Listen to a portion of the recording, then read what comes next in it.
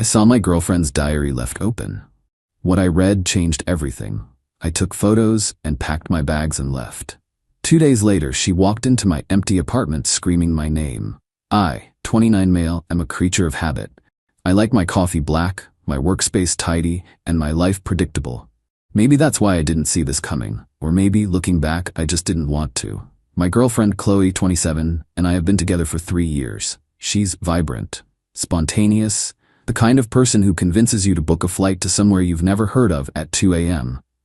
I thought she was the beautiful, chaotic yin to my quiet, structured yang.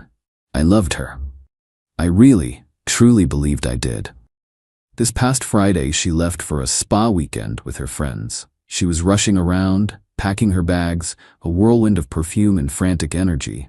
I kissed her goodbye, told her to have fun, and settled in for a quiet weekend of project work and video games. It felt normal. Around 8 p.m., I went into our bedroom to grab a charger. That's when I saw it. Her diary.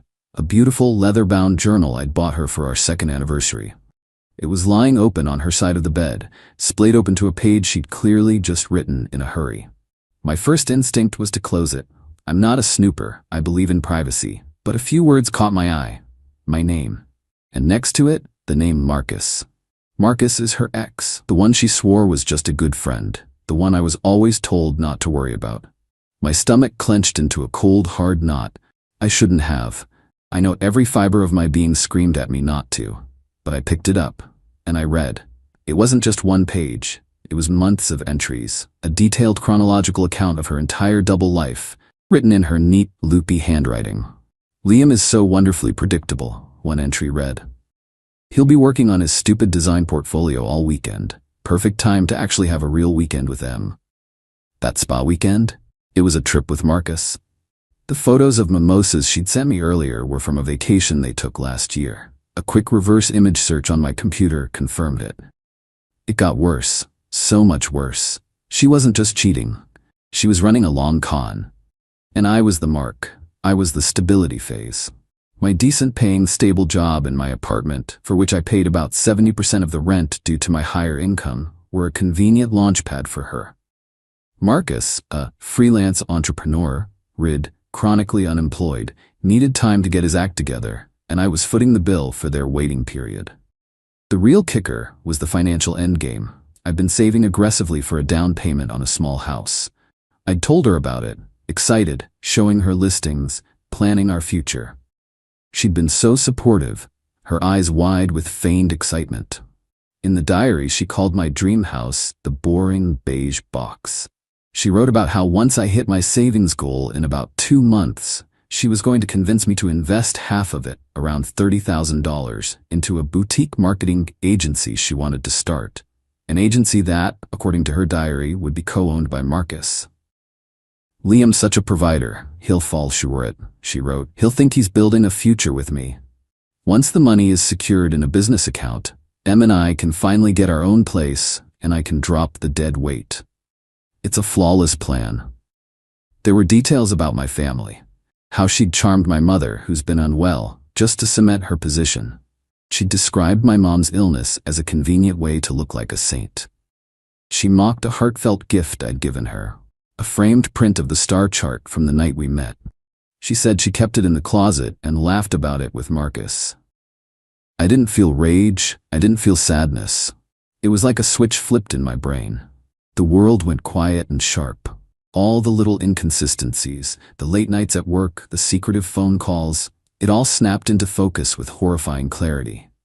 I put the diary down. I took out my phone, and with steady hands I took clear, high-resolution photos of every single page from the last 6 months.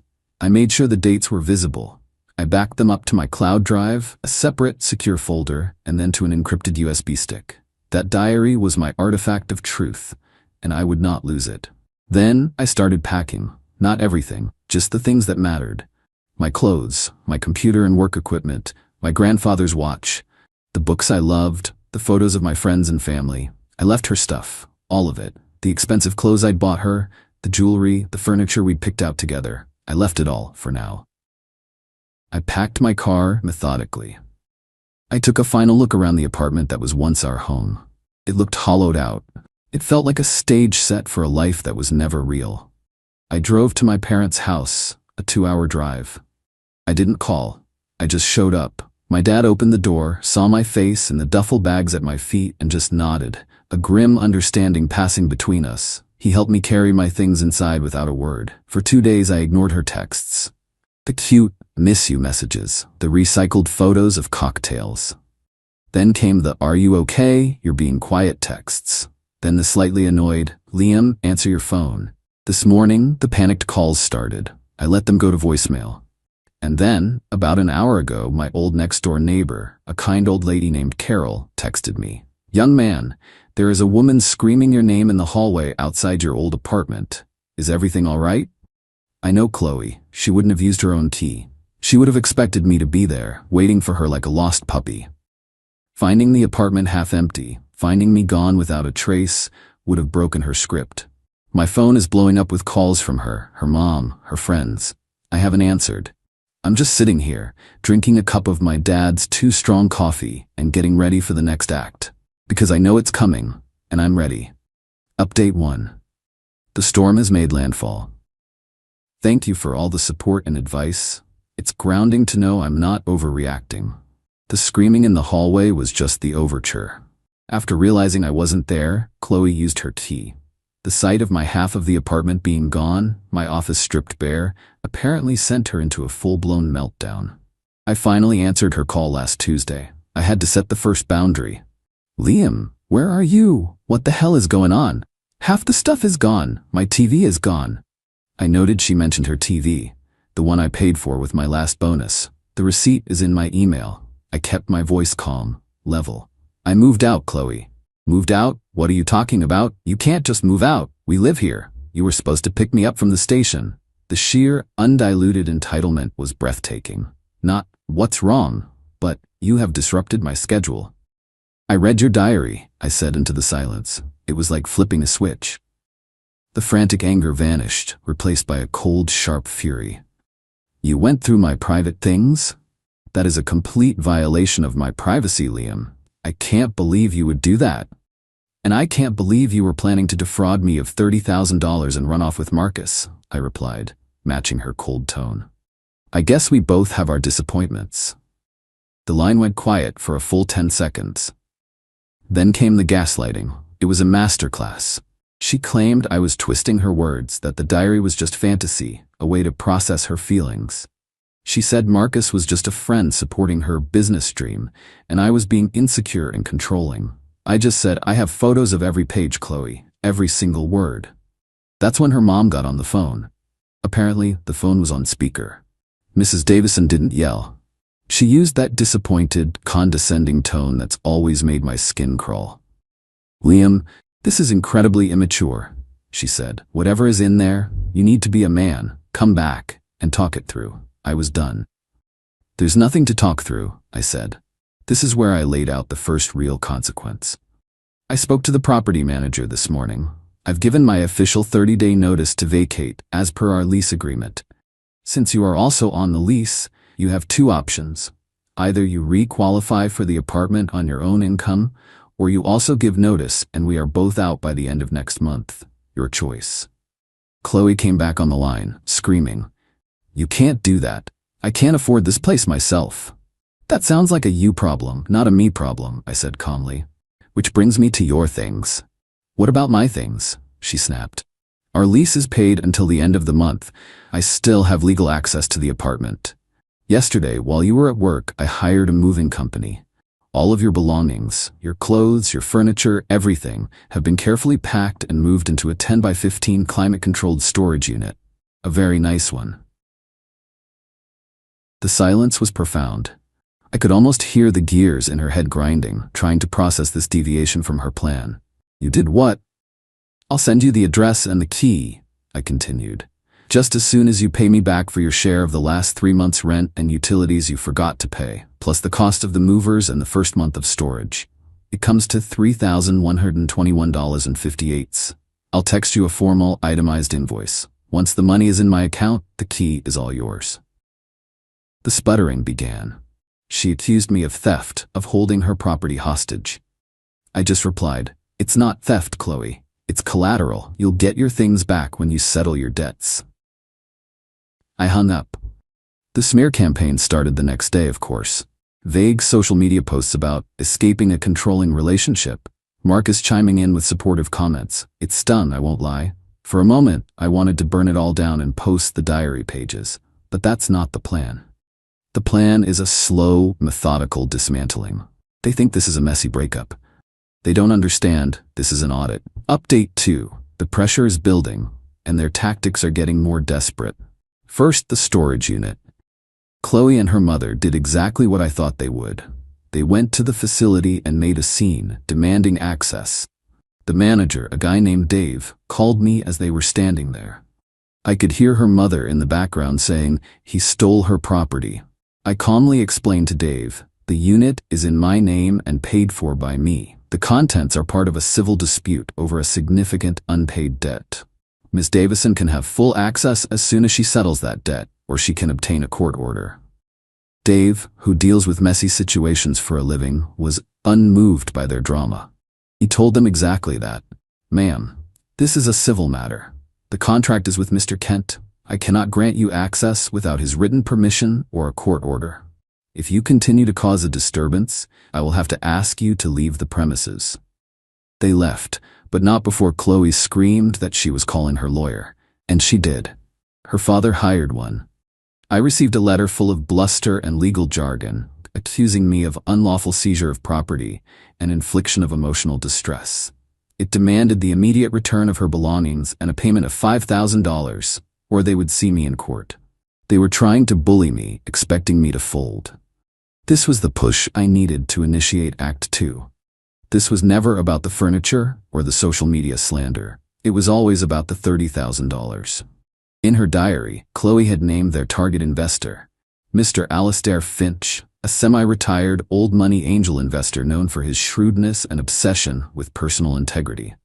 My first email to his firm was a soft touch, a carefully worded professional courtesy. I received a generic, 2-line reply from an assistant thanking me for my correspondence. It was a polite dismissal. They likely get emails from cranks all the time. They were counting on that. Chloe and Marcus probably laughed about it, thinking the crazy ex had shot his shot and missed. But I had anticipated that. A single email was never going to be enough. I needed to bypass the gatekeepers. I needed to get the physical evidence into Finch's hands. I put the encrypted USB stick containing the high-resolution photos of the diary into a small, padded envelope. I wrote a very short, formal letter. "Dear Mr. Finch," further to my email of date, to which your office replied. "I understand the uncorroborated nature of my claim may have led to its dismissal. However, given the significant financial and ethical implications, I feel compelled to provide the documentary evidence I mentioned. The enclosed drive contains photographs of the primary source documents outlining the fraudulent intent behind the business proposal presented to you by Chloe Davison and Marcus Thorne. I trust your discretion in this sensitive matter. This will be the last you hear from me. Sincerely, Liam Kent." I didn't send it to his office. I paid for a professional courier service, the kind that guarantees direct, person-to-person delivery to the named recipient. It was expensive, but it was a crucial part of the plan. I sent it directly to Mr. Finch's private residence, the address of which I found through public property records. It was an aggressive, risky move, but their lawyer's letter told me they were playing hardball. So would I. The package was delivered 2 days ago. The courier sent me a confirmation receipt with a signature. Now I wait. Final update. It's over. The entire house of cards didn't just fall, it was swept away by a hurricane of its own making. The courier package to Mr. Finch worked. A man like that doesn't get to where he is by ignoring a direct, documented warning delivered to his front door. The fallout was not immediate, but it was total. About 2 weeks after I sent the package, a friend who works in finance heard rumblings. Mr. Finch hadn't just pulled his funding, he had quietly flagged Marcus and Chloe in his network. He didn't spread gossip. He simply let it be known that a recent due diligence process on their proposal had revealed significant ethical and financial irregularities that made them an untenable investment risk. In that world, that's a death sentence. The dream was dead. The explosive breakup was inevitable. With no money on the horizon, Marcus saw Chloe not as his partner, but as the source of his failure. He was gone within a week, leaving her to deal with the wreckage. Which brought her to the next problem, the apartment. With me gone and the landlord holding firm, she couldn't afford the rent. She was served an eviction notice. This, I believe, is what finally broke through her parents' protective shell. It was no longer an abstract problem, it was a real, logistical, and financial crisis. 2 weeks ago, a cashier's check for exactly $3,121.58 appeared in my parents' mailbox. The return address was Chloe's parents' house. No note. I deposited the check, and once it cleared, I drove to the storage facility, dropped the key into an envelope, and mailed it to her parents' address. No note from me either. It was a transaction. Case closed. Then last week, the final bookend. Chloe's father called me. I expected anger, but his voice was just tired. He told me Chloe was moving back home. He said the lawyer was a stupid mistake made in anger. Then he asked, "Mr. Kent, Liam, my daughter is a mess and I'm out a considerable money between her debts and this eviction. I need to know, was any of it real?" I didn't gloat, I just told him the truth. I walked him through the diary, the plan to take my savings, the mockery of my family. I ended by saying, "All I did, sir, was refuse to be their business's first victim." Everything that happened after that was the result of their own choices hitting the light of day. There was a long pause. He sighed, a heavy, weary sound. "She burned the diary, said you made it all up. But a man doesn't hire movers and couriers over a simple misunderstanding. Thank you for your honesty." And he hung up. I saw Chloe once, from a distance, a few days ago. I was in a coffee shop downtown. She walked past the window. She looked diminished. The vibrant, spontaneous energy that had once captivated me was gone. She was just a person staring at her phone, her shoulders slumped, looking tired and angry at the world. Our eyes didn't meet. I felt a brief, strange pang of something. Not pity, not regret. Maybe just the sad acknowledgement of a past that was a complete fabrication. The closing of a book I should never have opened. As for me, I'm good. The boring beige box I was saving for is now my home. I closed on it last month. It's small, it's mine, and it's filled with my things. My stupid design portfolio landed me a promotion with a nice raise. I've reconnected with friends. I spend weekends with my family. My mom is doing better, and she told me last week, "I never trusted her smile, honey. It never reached her eyes." Mothers always know. The other day, I was unpacking a box and found that framed star chart I had made for Chloe. I almost threw it out, but instead, I took out the print and replaced it with a new one. A simple, clean design with a quote. "The truth will set you free, but first it will piss you off." I hung it in my new hallway. It's the first thing I see when I come home. A reminder that my predictable, structured life is also honest. It's real. And after 3 years living in a beautifully constructed lie, real feels pretty damn good.